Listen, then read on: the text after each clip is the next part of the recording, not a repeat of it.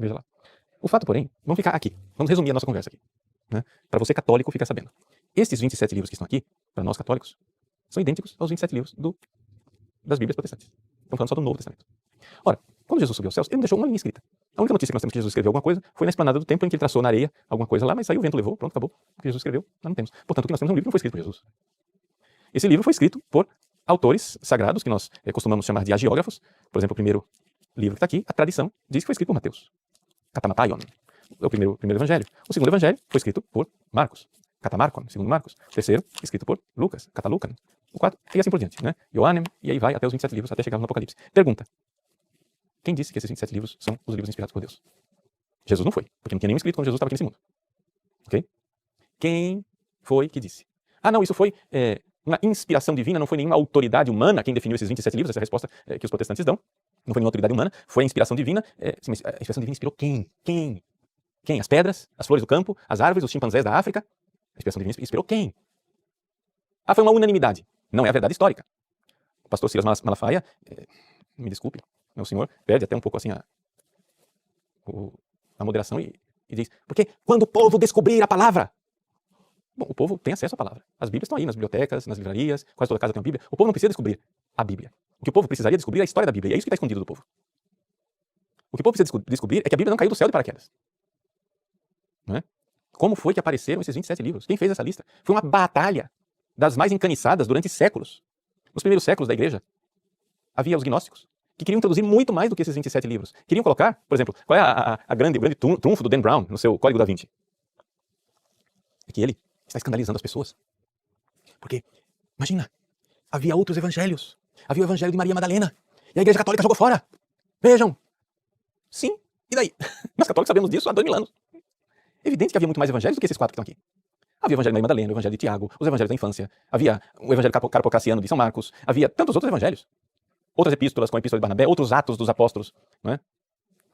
E não entraram na Bíblia. Mas não entraram na Bíblia por quê? Os gnósticos, eles queriam colocar tudo isso dentro da Bíblia. Eles queriam colocar lá o evangelho de Maria Madalena, que fala que Jesus beijou Maria Madalena, que Maria Madalena era a discípula amada de Jesus, etc, etc. A igreja não aceitou esse evangelho como sendo canônico, ele não é inspirado, ele não é palavra de Deus. E enquanto os gnósticos queriam colocar muito mais livros aqui, havia outros, né, como os marcionitas, que seguiam o herege Marcião, que queriam tirar. Eles queriam, não era 4 evangelhos, eles só aceitavam o evangelho de Lucas. E ainda com censuras, ainda tiravam uns pedaços de Lucas. Aceitavam só as cartas de São Paulo e o resto jogaram fora. Então quer dizer, se fosse por Marcião, seriam muito menos livros. Se fosse pelos gnósticos, seriam muito mais livros. E esse debate, esse arranca-rabo, essa disputa, né, ela foi uma disputa encaniçada durante séculos. Vamos lá. Você fiel católico, me diga, quem foi que fez a lista dos 27 livros do Novo Testamento? Eu não estou querendo entrar no debate do Antigo Testamento, porque ele levaria a gente muito longe. Essa história lá, debate com os protestantes. Vamos ficar no acordo. Nós estamos de acordo. Todos, absolutamente todos os católicos, absolutamente todos os ortodoxos, absolutamente todos os protestantes da face da terra, todos os que se dizem cristãos, todos, absolutamente todos, aceitam os 27 livros do Novo Testamento sem discordar. Essa unanimidade veio da onde? Já que nos primeiros séculos havia um grande debate. Não me venha dizer que foi uma unanimidade que os apóstolos, bingo, iluminados, disseram, é isso. Não. Se você for ver, nas primeiras listas canônicas, por exemplo, o livro do Apocalipse quase não estava presente, porque em muitos lugares era tido como um livro herético. A segunda e a terceira carta de São João quase não entrou. Em compensação, havia um outro livro, o Pastor de Hermas, que era muito popular e era lido em muitos lugares. E aceito como sendo um livro bíblico. Então, quem foi? Essa é a pergunta que não quer calar. Ora, não há por onde escapar. Ou você crê que a igreja foi inspirada. A igreja foi inspirada para escolher esses 27 livros, ou então, de onde veio isso? Se houve tanto debate, se houve tantos séculos de disputas, onde a coisa só foi se esclarecer, né, no cano do Novo Testamento, lá no final do século II, você encontra já algum fragmento ali, o fragmento de Muratori, tem uma lista parecida com a nossa, mesmo assim ainda não está completa, você encontra algumas coisas, de tal forma que o próprio Santo Agostinho, né, ele ainda fala dos livros do Novo Testamento como se fosse ainda uma coisa debatida. Ele põe lá um critério. Diz, olha, vamos adotar o livro que a maior parte das dioceses aceita, principalmente as dioceses mais antigas, as dioceses de origem apostólica. Não é, na época de Santo Agostinho. Estamos falando final do século IV, início do século V. Então, não tem por onde escapar. O problema, mas esse é um problema dos protestantes, não é um problema nosso. O problema é que Martinho Lutero, Calvino, os primeiros protestantes, eles resolveram não crer na igreja. Eles optaram, eles vieram com essa novidade de crer na Bíblia. Acontece que isso não tem... É como querer que um homem fique de pé em cima dos próprios ombros dele. Ou seja, Quem dá fundamento à Bíblia? É a própria Bíblia. Não pode ser. Quem dá fundamento à Bíblia é a Bíblia. Esse livro aqui não é assim, encadernado, bonito, impresso num formato tão manuseável. Se você for copiar esses 27 livros em manuscritos, você vai ter um volume enorme, né? E é evidente que isso não estava num volume só, isso era uma biblioteca. Eram 27 livros mesmo. É por isso que a palavra Bíblia é plural. Biblion é um livro. Biblia são os livros. Então, as Sagradas Escrituras, os livros do Novo Testamento, eles foram escolhidos pela igreja. Portanto, vamos agora responder. Como é que nós temos os livros do Novo Testamento? Nós temos o livro do Novo Testamento porque a tradição da igreja, ao longo dos séculos, foi, com a inspiração divina, fazendo a lista dos 27 livros. E a partir disto, quando esta tradição já estava solidificada, e havia uma quase unanimidade por parte do orbe católico, então o magistério da igreja fez a lista. Né? De tal forma que nós temos uma lista das mais antigas feita pelo Papa Damaso, né? Está aqui no Denzinger Hühnermann, né? Em que ele coloca, pode olhar lá no número 179 do Denzinger Hühnermann, os livros, né, das Sagradas Escrituras. E nós temos aqui uma lista, que é a lista que nós temos. Ele diz, os Evangelhos, segundo Mateus, Marcos, Lucas, João, os Atos Apóstolos, as Epístolas de Paulo, que são 14, como nós temos hoje, né, contando aos Hebreus como sendo de São Paulo. Ele coloca o Apocalipse de João, coloca as Epístolas de Pedro, de Tiago, as 3 Epístolas de João, de Judas, e pronto. E aí terminou o cânon do Novo Testamento. Está aqui, no número 180 do Denzinger Hühnermann, pelo Papa Damaso. Mas vamos lembrar, está aqui, o Papa Damaso, né, ele foi Papa, e essa lista aqui do cânon, do Decretum Damasi, é do ano 350. Nós estamos aqui no 4º século. Então, veja só, que coisa, né? Nós temos que crer na igreja. Ou seja, houve uma tradição e depois o magistério bateu o martelo. Então veja quais são as fontes da revelação divina. É a Bíblia e a tradição. Mas antes que a Bíblia existisse, havia a tradição. Repito, antes que a Bíblia existisse, havia a tradição. Por exemplo, o próprio São Paulo, vamos pegar aqui uma Bíblia em português para facilitar a nossa vida, né? São Paulo, vamos pegar a carta de São Paulo aos Coríntios, que, segundo os estudos exegéticos mais recentes, né, foi escrita mais ou menos no ano de 52 depois de Cristo. 52 depois de Cristo, vamos fazer as contas, estamos falando aí de 20 anos depois que Jesus, 19, 20 anos para arredondar, 20 anos depois que Jesus tinha morrido, ressuscitado e subido aos céus. 20 anos depois, nós temos a primeira atestação da ressurreição de Jesus colocada por escrito. 20 anos depois. Então, olha lá, primeira carta de São Paulo aos Coríntios, capítulo 15. Ele diz assim: Irmãos, quero lembrar-vos o evangelho que vos anunciei e que recebestes, no qual estáis firmes. Pois nele sois salvos, se os estáis guardando, tal qual ele vos foi anunciado. A menos que tenhais abraçado a fé em vão. De fato, eu vos transmiti, antes de tudo, o que eu mesmo tinha recebido. Eu vos transmiti, isso é tradição, o que eu tinha recebido. E aí ele começa a falar.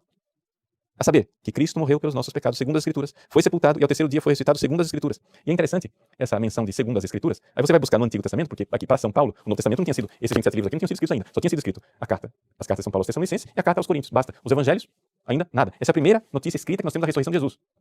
E é interessante que São Paulo então cita as Escrituras como sendo as Escrituras judaicas, aquelas do Antigo Testamento, e diz assim: Jesus ressuscitou dos mortos segundo as Escrituras. Você vai lá procurar no Antigo Testamento, você não encontra nenhuma referência à ressurreição do Messias segundo as Escrituras. Você não encontra nada de que o Messias iria morrer pelos nossos pecados segundo as Escrituras. A não ser que você leia a Bíblia do Antigo Testamento, como a Igreja Católica sempre leu, com uma chave tipológica, ou seja, uma chave espiritual. Mas isso é só uma pequena dica para você que quiser aprofundar, de olhar o nosso curso de introdução à Bíblia, que está no nosso site, pastorricardo.org.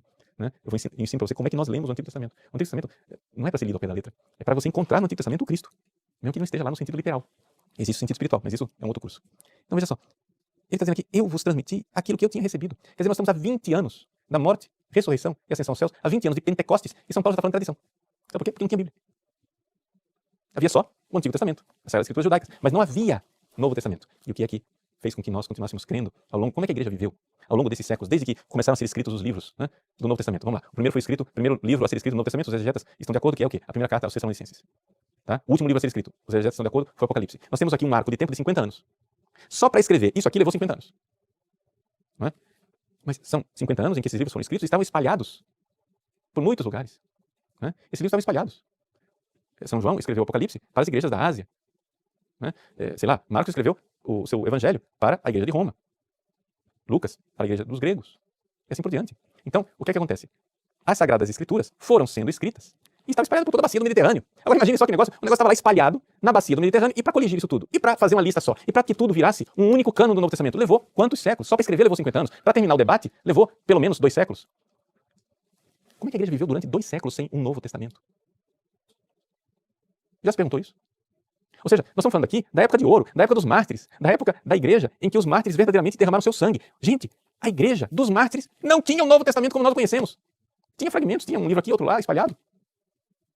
Já parou para pensar nisso?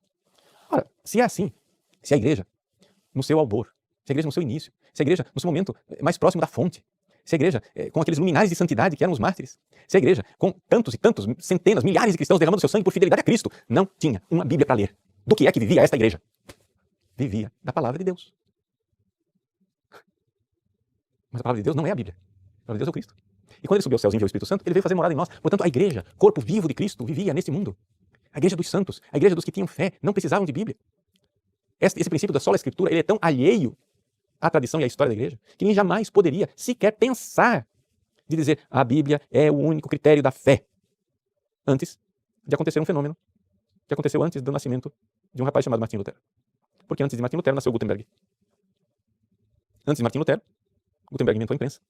E então, a partir daí, tudo bem, ótimo. Né? Se a sua igreja nasceu há 500 anos atrás, quando nasceu a imprensa, então eu entendo que a sua igreja precise tanto de volumes impressos, escritos. Mas aí eu pergunto para você como é que a igreja viveu os outros 1500 anos, se não tinha imprensa. Fica fácil, Lutero, com um instrumento chamado imprensa, dizer que agora precisamos colocar uma Bíblia na mão de todos os cristãos, para que todos os cristãos façam um livre exame das Escrituras. Está fácil. Por quê? Porque afinal, você tem imprensa. Mas você só pôde imprimir a sua Bíblia, Lutero, porque monges católicos durante séculos fielmente copiaram essa Bíblia, onde uns manuscritos iam ficando velhos e se deteriorando, e eles já iam escrevendo e copiando em outros, de tal forma que, se não fossem esses copistas, nós não teríamos Bíblia. Então, é evidente que nós estamos aqui, né, diante de uma realidade. Não haveria Bíblia sem tradição. Não haveria igreja sem tradição. A Igreja Católica crê que a Bíblia ela é um instrumento preciosíssimo para fazer com que nós conheçamos a palavra de Deus. Gente, o que seria de nós sem a Bíblia? O que seria de nós sem a Bíblia? É um instrumento preciosíssimo, preciosíssimo, preciosíssimo, mas é um instrumento. Um instrumento para nós termos acesso àquilo que é a revelação divina que chega até nós pela Bíblia e pela tradição, pela Sagrada Escritura e pela tradição como fontes da revelação divina. E o que é que diz que a tradição é a verdadeira e autêntica tradição da igreja? E o que é que diz que a Bíblia é a verdadeira e autêntica Bíblia da igreja? É o selo do magistério, que é o servidor dessas duas fontes. Então, a coisa só fica de pé se houver um tripé. O tripé não é só a Escritura, um pé só não sustenta. Os três pés são tradição, Sagrada Escritura e magistério.